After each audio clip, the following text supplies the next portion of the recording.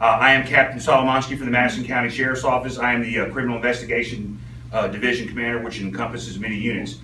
What we're here to talk today is about a very large drug bust and several firearms that were seized on the morning of 3/17 in the 900 block of McKee Road. The Bureau of Alcohol, Tobacco, Firearms, and Explosives, in a joint investigation with the Madison County Sheriff's Office Narcotics / Criminal Intelligence Unit, executed a search warrant. The search warrant was executed by our SWAT team. Upon entry, they made contact with 3 people, and I'm going to go ahead and give you who was arrested and what they arrested before I continue with the rest of it. Made contact, and 3 people were arrested. Salafiyyah Mcrainey, a black female, born in '85, who we believe is a resident of Madison County. She was charged with trafficking and analogs. Her bond was $500,000 for that charge. She was also charged with possession of marijuana in the 1st degree. Her bond was $15,000 for that charge. Additionally, a Bobby DeAndre Lamb, a black male born in 1988, was arrested for trafficking and analogs with a bond of $100,000. Possession of marijuana in the 1st degree with a bond of $15,000. And incidentally, based on his prior criminal history, he was also additionally charged with certain persons forbidden to possess a firearm. His bond was $10,000. Most notably, this person resides in Gadsden, Alabama, not Madison County, Alabama. The last subject was a Cortes Whiteside. He was a black male born in '88. He was arrested for trafficking and analogs with a bond of $100,000. Now, that being said, 2 things took place upon the execution of the search warrant. After the SWAT team made entry, our joint narcotics unit and the alcohol, tobacco, and firearms and explosives unit then began a search in which at the residence was located about 4 pounds, 5 pounds of the analog drugs.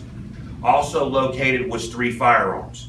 The 2 firearms to my left, your right, the assault-looking rifle, the pistol, were located at the house. One of the pistols over here, I believe the Capt, was located on the person of Mr. Lamb during the execution of the search warrant. That is what resulted in the certain persons forbidden to possess. There was another location that they've been conducting surveillance on, and when I say this, they've been conducting the surveillance on this particular case for several months because there was a storage facility. The storage facility was also searched after obtaining a search warrant.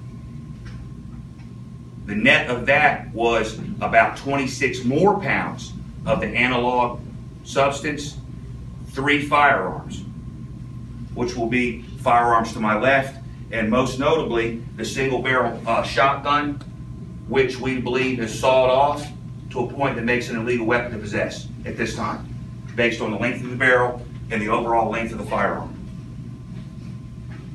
All right, now, also located in a storage facility is what I'm going to call a production facility.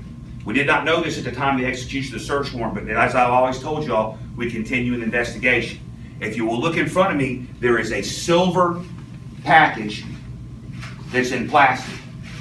We cannot open it because we feel, after doing what we call a field test kit, that package may contain, and I stress this, may possibly contain heroin and fentanyl. All right? If you look at the packages to my right, the 8 bags we have, if you look at them closely, you will see little chunks of white powder in those packages. So we think possibly, and I stress possibly, that those drugs are laced with heroin and fentanyl in addition to being an analog substance. All right? So what's going to take place is this. We've packaged it, we've secured it, we will send it to the lab. You know, our field test kits have indicated that those substances are in there. That's not good enough for court. Understand that. So we will send it to the Department of Forensic Science, we will have them analyzed, and we will either adjust the charges at the time of grand jury indictment to fit all the drugs we have based on an analysis from the Department of Forensic Science. Now, just to cover this,